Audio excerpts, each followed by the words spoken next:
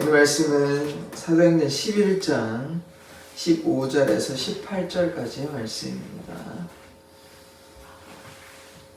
사도행전 11장 15절에서 18절까지의 말씀입니다.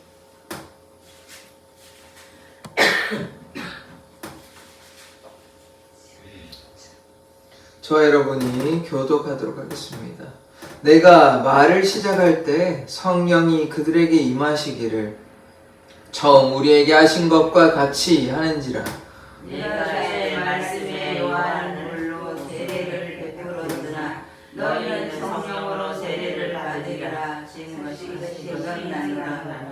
그런즉 하나님이 우리가 주 예수 그리스도를 믿을 때 주신 것과 같은 선물을 그들에게도 주셨으니 내가 누구이기에 하나님을 능히 맡겠느냐 하더라. 같이 읽겠습니다. 그들이 이 말을 듣고 잠잠하여 하나님께 영광을 돌려 이르되 그러면 하나님께서 이방인에게도 생명 얻는 회개를 주셨도다 하니라. 아멘. 하나님, 우리에게 생명 주신 그 사랑 더욱더 깨닫게 하여 주시고 날마다 주님의 은혜 가운데 거하게 하여 주시옵소서. 예수 그리스도의 이름으로 기도드립니다. 아멘. 이 베드로는 이제 예루살렘에 돌아왔는데 이제 할례를 받은 예수님을 믿는 자임에도 불구하고 그들이 베드로가 왜 같이 식사를 했냐, 왜 고넬료의 집에 갔냐, 이런 이방인을 같이 식사하고 복음 전도한 것에 대해서 그냥 뭐 좋게 얘기하는 것도 아니고 비난합니다. 엄청나게 이제 뭐라고 하는 것이죠. 잘못한 게 아닌데 하나님 말씀에 순종함에도 불구하고 억울하게 이제 계속해서 근데 뭐 화를 내지 않습니다. 차분하게 이렇게 하나하나 이제 상세하게 설명하고 있는 것이죠. 처음에 자기가 이제 무두장이 시몬의 집에서 환상을 본 것과 또 고넬료의 집에 가서 고넬료의 가정에 성령께서 임하시고 이제 변화된 과정들을 이제 상세히 차례차례로 설명을 하고 결국에는 이제 이들이 이제 처음에는 비난했다가 이제 마음을 돌이켜서 이들도 이제 이방인에게도 구원이 있다 이것을 이제 깨닫게 되는 놀라운 장면들 우리가 보게 되는 것이죠. 그래서 또 중요한 부분 중에 하나가 6 형제가 같이 갔습니다. 물론 베드로가 하나님의 사도이기 때문에 하나님께서 베드로를 사용하신 것이 분명하지만 6 형제가 같이 증인이 되어서 그래서 이제 같이 합력해서 이제 선을 이루는 장면도 우리가 보게 된 것이죠. 15절의 말씀을 보겠습니다.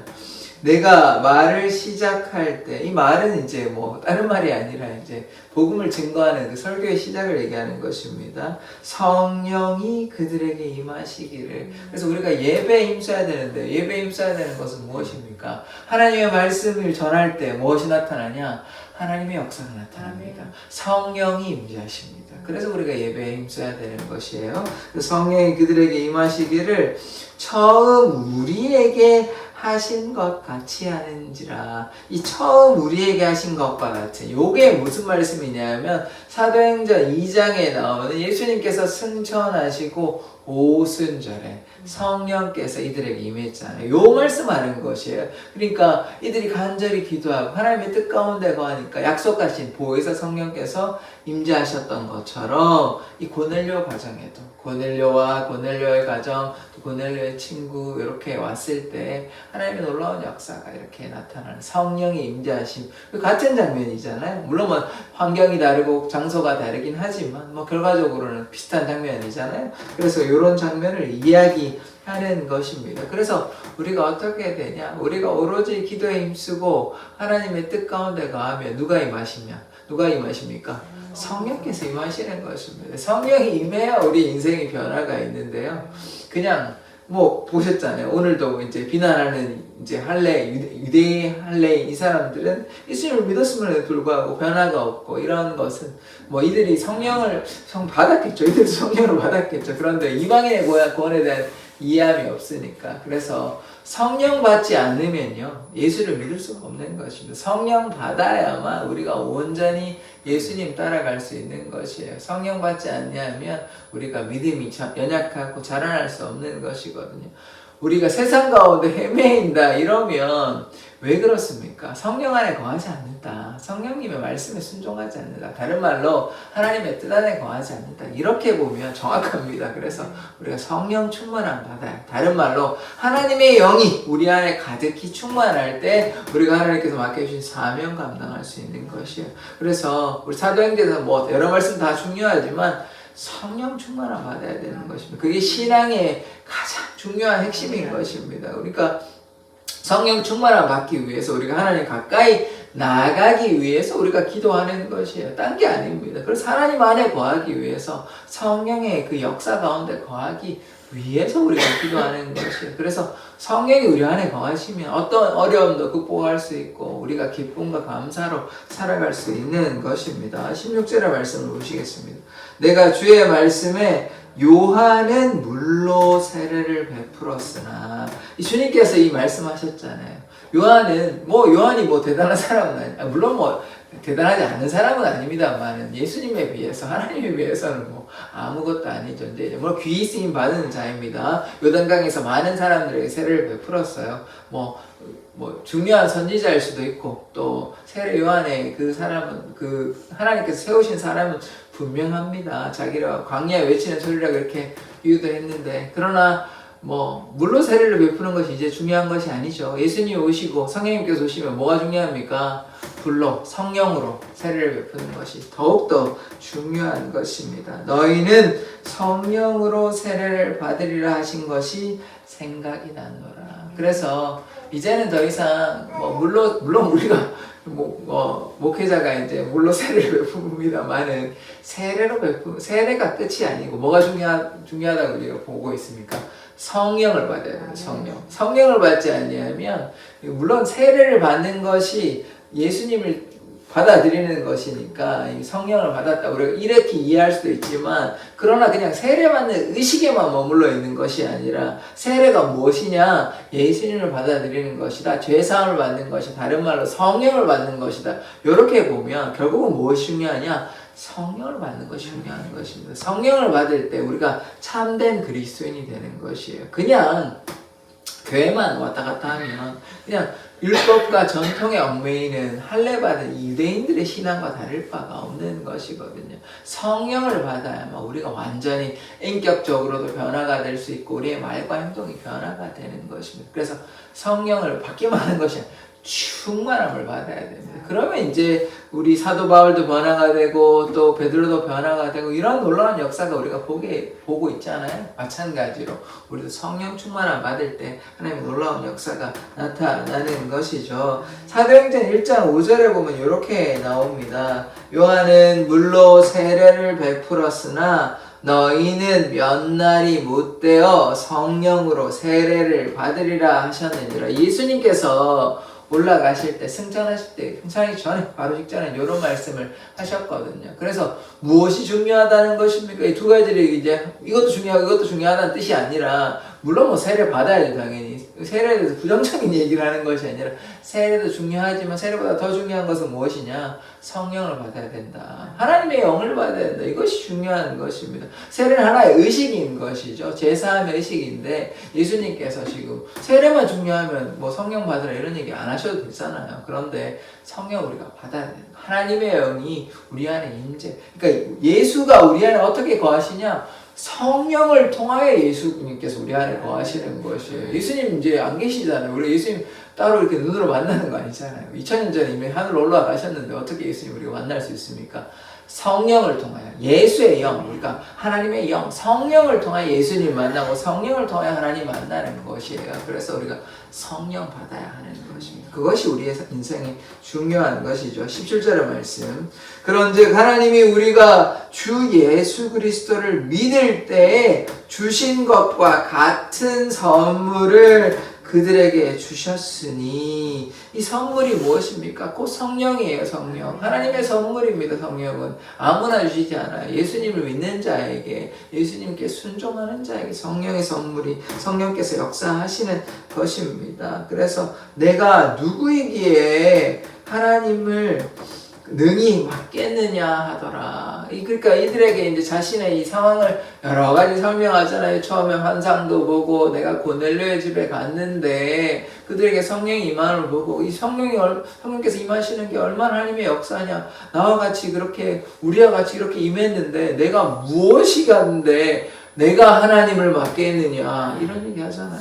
그래서 다시 이제 바뀐 상황을 얘기하는 것이죠. 뭐 뒤에 나오면 좀 다른 장면이 나오긴 합니다. 이 베드로도 이제 뭐 사람은 완벽하진 않거든요. 그래서 이제 연약한 모습이 바울도 좀 연약한 모습이 있긴 합니다. 그래서 인간은요, 그러니까 물론 뭐 우리가 인간을 어느 정도 신뢰하고 또 격려하고 배려하고 해야 되지만 완벽할 수는 없습니다. 완벽한 인간은 없어요. 이제 뒤에 이제 나중에 또 볼 기회가 있을 거로 믿는데 그래서 우리가 주님 앞에 주님 앞에 나아갈 때 하나님께서 하신 일에 대해서 우리가 순종함으로 나아가야 되는 것이요. 우리가 무엇이 간데 하나님의 뜻을 방해하거나 거스를 수는 없는 거잖아요. 하나님의 뜻이 그렇다 하면 오늘부터 그렇다 하면 그런 것이에요. 그리고 이게 그냥 막무가내로 하신 것이 아니라 이방인에게 구원의 문이 열려있다는 얘기하는 것이잖아요. 뭐 억지로 뭔가를 하시는 게 아니라 모든 사람을 향한 하나님의 그 사랑인 것입니다. 구약에서도요, 이스라엘 백성만 구원 얻은 거 아닙니다. 이렇게 우리가 이해해서는 안 돼요. 모압 여인도 우리 룻 보지 않았습니까? 사르밧 과부도 보았고요. 그리고 출애굽기에 보면 그 너희 중에 거하는 거민, 그래서 이방 거민을 얘기한단 말이에요. 그러면 이스라엘 백성만 자꾸 뭐 제한시켜서 할례 받은 자 요렇게 우리가 제한시켜서는 안 됩니다. 물론 뭐 구약적인 관점으로 보면 그런 것이 좀 더 큰 부분을 차지하는 것은 맞으나 그렇다고 해서 하나님이 그냥 이스라엘 백성만 따로 구원하셨다 요렇게 보면 하나님의 사랑을 어떻게 하면 굉장히 제한시키는 역할을 구약에 그러면 뭐 여리고성의 그 기생 라합은 어떻게 설명하실 거예요? 그가 뭐 하나님의 사람은 그러니까 이스라엘 백성은 아니잖아요. 그렇진 않지만 이스라엘 백성 아님에도 불구하고 구원하여 주셨어요. 하나님의 뜻이 뭐 이스라엘 백성에만 있다 이렇게 제한시켜서 보시면 안 돼요. 구약에서도 마찬가지인 것입니다. 그러나 이제 완전히 이제 예수 그리스도를 통해서 모든 사람이 구원함을 얻는 것입니다. 어떻게 하면요? 예수님을 믿기만 하면, 예수님께 순종하기만 하면, 그래서 성령 충만함을 받고 변화되는 것입니다. 그래서 우리가 무엇이 간데 하나님을 거스리겠습니까? 우리가 무엇이 간데 하나님 앞에 우리가 설 수 있겠습니까? 하나님의 은혜가 아니면 감히 피조된 존재, 토기장의 지능 말씀드렸잖아요. 하나님께서 우리에게 생기 불어주셨으니까 우리가 이렇게 살아있고 뭐 이렇다 저렇다 얘기라도 하지. 만약에요, 하나님께서 우리를 살려주시지 않으면 그냥 오늘 데려가시면 우리는 끝나는 존재예요. 그러니까 우리가 감히 하나님 앞에 뭐 이렇다 저렇다 할 수 있는 존재는 아님에도 불구하고 하나님께서 우리를 사랑하여 주시니까 생명도 주시고 살게도 해주시고 뭐 때로 잘못해도 용서도 해주시고 이러니까 우리가 이렇게 뭐 마치 우리가 잘해서 살아가는 것처럼 생각하는데 전혀 아니고 전혀 아니고 하나님께서 그냥 내버려 두시는 것이 사랑하시니 내버려 두시는 것인데 그래서 그 사랑 우리가 깨달아야 되는 것입니다. 그러하니까 우리가 살아갈 수 있는 것이거든요. 오늘도 그냥 하나님께서 작정하시면 우리 끝나는 인생인 것입니다. 그래서 하나님을 우리가 경외하는 자 되어야 됩니다. 두려워할 줄 알아야 하는 것이죠. 18절의 말씀을 보시겠습니다. 그들이 이 말을 듣고 잠잠하여. 자, 이 잠잠하다는 말은 무엇입니까? 이 사람들이 좀 전에 어떤 자들이었습니까?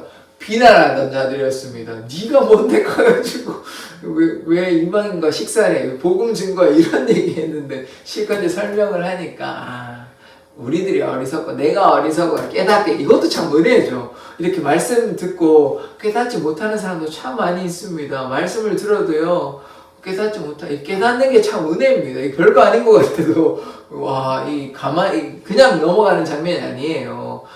같은 설교 들어도요 깨닫는 자들이 있고 깨닫지 못하는 자가 있는 것입니다. 이 깨닫는 게 하나님의 은혜이고 성령의 역사인 것입니다. 그래서 이 깨닫는 게 참 감사한 것이에요. 왜 주위의 사람들이 왜 같이 교회 다니면서 왜 하나님의 은혜 깨닫지 못하냐 이러지 마시고, 그것도 하나님의 은혜인 것이, 그들을 위해서 다만 기도하고 이렇게 해야 되는 것이고, 이들이 하나님의 은혜를 이렇게 깨달았지요. 그 백날 이렇게 얘기해도 못 듣는 사람들은 마음이 냉랭하다니까요. 왜 그러냐? 그 원인은 무엇이냐? 그들이 열심히 없었다. 그것도 분명히 이유가 있을 것이고, 또 성령 체험이었기 때문에, 성령에 대한 이해가 없기 때문에, 다른 말로 하나님을 만난 적이 없기 때문에, 감격이 없기 때문에 직접적인 걸 얘기하는 것입니다. 간접적으로 우리가 체험할 수 있죠. 뭔가 하는 것 같은데 뭐 긴가민가 한 거예요. 그런데 직접적으로 성령이 임재하시니까, 성령의 역사하면 이건 부인할 수 없는 것이거든요. 이런 놀라운 역사, 놀라운 경험들이 있으면 이게 뭐 이해도 되고, 뭔가 하나님이 정말로 살아계시는 것보다 이게 이해가 되는데, 그렇지 않으니까 이게 뭐 얘기를 해도 이게 와닿지가 않은 것이에요. 예수님이 나를 위해서 죽은 게 맞나 긴가민가 하고 이게 왔다 갔다 하는 그런 신앙이 되는 것입니다. 그래서 이 깨달음을 주신다는 거, 이거 참 감사한 일인 것이에요. 그러나 어쨌든 이들이 변화되어서 이제 깨달은 것이에요. 깨달아가지고 잠잠하였다는, 수긍하고 동의했다는 말이에요. 아, 이방인에게도 구원이 있구나, 이것을 깨닫게 되는 것이죠. 그래서 뒤에 뭐라고 나오냐면 하나님께 영광을 돌렸다 나오죠. 하나님을 찬양한 거 아닙니까? 이들이 이제 처음에는 뭘 자꾸 그렇게 하냐라고 비난했는데, 이제는 잠잠하고 동의하고 하나님께 찬양 드린다. 아, 하나님의 뜻이 이렇구나. 이제 그들도 마음을 바꾼 것이죠. 이방인에게도 구원이 열려 있구나. 그래서 뒤에 뭐라고 얘기합니까? 이르되 그러면 하나님께서 이방인에게도 생명 얻는 회개를 주셨도다 하니라. 이방인에게도 뭘 주셨냐? 생명 얻는 회개. 다른 말로 생명 얻는 회개는 무엇입니까? 회개함으로 뭘 받을 수 있죠? 구원을 받을 수 있습니다. 영생을 얻을 수 있습니다. 그래서 생명 얻는 회개는 무엇이냐면, 이제 이 말은 이제 간단히 정리하면 이방인에게도 구원의 문이 열렸다는 것입니다.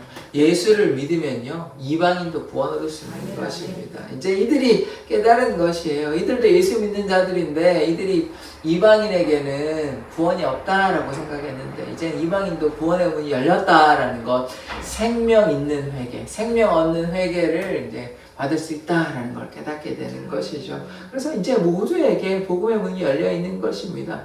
예수를 믿기만 하면, 예수님께 나오기만 하면 누구나 어떠한 상황에도 상관없이, 어떠한 죄를 지었든 상관없이 주님께 나오기만 하면 되는 것입니다. 베드로가 이렇게 참 차분하게 대응함으로 상세하게 설명하고 이렇게 해서 하나님의 놀라운 역사가 또 예루살렘 교회에서도 이렇게 나타나는 것이, 그들이 깨닫게 되잖아요. 뭐 얼마나 많은 사람들이 변화됐고 이거에 대해서 이해했는지는 모르겠지만, 그래도 어떤 몇몇의 사람들이, 적어도 6명의 사람들과 여기에 모인 사람들이 몇 사람인지 정확히 알 수는 없습니다만, 그래도 물꼬가 튄 거잖아요. 이방인에게도 구원의 문이 열려있다라는 것을 깨닫게 된 것 아닙니까? 그러면서 이제 그 뒤에 장면이 어떻게 나오냐. 근데 그 전에도 사실 이런 장면들이 곳곳에 나왔거든요. 뭐냐. 에디오피아 내시에게 세를 베풀었잖아요. 에디오피아 내시가 이스라엘 사람 아닙니다. 근데 집사 빌립은 유대인이잖아요. 그런데도 세를 베풀었잖아요. 그러니까 이미 그런 장면이 곳곳에 있긴 했어요. 그리고 이미 제가 아까도 말씀드렸다시피 구약에서도 하나님의 사랑이 이스라엘 백성에게만 제한되지 않았습니다. 고아와 과부와 나그네가 누구면 이방인 가리키는 거거든요. 이 나그네에 대한 사랑이 있어요. 그러니까 하나님의 사랑이 이스라엘에게만 제한된 것이 아니에요. 그럼 왜 이스라엘에게만 주로 하셨냐? 그들이 하나님께 구별된 백성으로 하나님만 섬기고 우상숭배하지 말라고 그렇게 해서 이제 따로 구별되게 세워 주신 것이지, 그들을 뭐 미워하거나, 그 미워한 이유는 뭐냐? 우상숭배했기 때문에. 이방인들이 우상숭배하고 하나님 뜻에 순종하지 않았는데요. 뭐 하나님께서 그들을 이뻐하실 이유가 없잖아요. 이스라엘 백성도 하나님께서 버리셨는데 우상숭배해가지고 마찬가지인 것이에요. 그러니까 하나님의 말씀 따라 순종하면 하나님께서 누구나 다 사랑하십니다. 그건 하나 간단한 거예요. 간단하지만 좀 어려울 수도 있는 거예요. 예수님만 따라가는 거. 예수님께서, 하나님께서 우리에게 원하시는 건 무엇이냐? 하나님 따라가는 거, 예수님 따라가는 거, 성령 충만한 거예요. 그게 뭐 쉽기도 하고 어렵기도 합니다. 쉽게 생각하면 참 쉬운데 어렵다고 생각하면 너무 어려운 것이에요. 그런데 우리가 우리의 생각과 우리의 뜻으로 하는 것이 아니라 모든 염려를 주님께 맡겨야 돼요. 예수님께 맡기며 우리의 문제를 해결하여 주시는 것입니다. 우리의 여러 가지 문제들이 있잖아요. 그런데 그런 것들을 휘둘리는 것이 아니라 예수님께 맡기면 거기에 참 평안과 기쁨이 있는 것입니다. 베드로 이런 사역 감당했던 것이거든요. 오직 주님께 맡기고. 그래서 제가 계속 뭐라고 말씀을 드렸냐? 성령 충만함을 받아야 됩니다. 우리의 생각으로 우리가 막 열심히 한다고 되는 것 같지만 그게 아니거든요. 물론 우리 어느 정도 의지를 드려야 되고 우리의 마음을 드려야 하는 건 맞습니다. 그러나 우리가 막 한다고 되는 건 아니고 하나님께서 역사하실 때, 성령께서 역사하실 때 우리의 삶의 변화가 있는 것입니다. 그래서 우리 사랑의 교회도 우리 성령 충만함 받기를 원합니다. 하나님께서 역사하시면 우리가 변화될 줄 믿습니다. 뭐 어떤 사람들이 애쓴다고 되는 것이 아니라 제가 막 여러 번 막 얘기한다고 되는 것이 아니라 성령께서 역사하실 때, 하나님께서 역사하실 때 사랑의 교회가 든든히 세워져 갈 줄 믿습니다. 기도하겠습니다.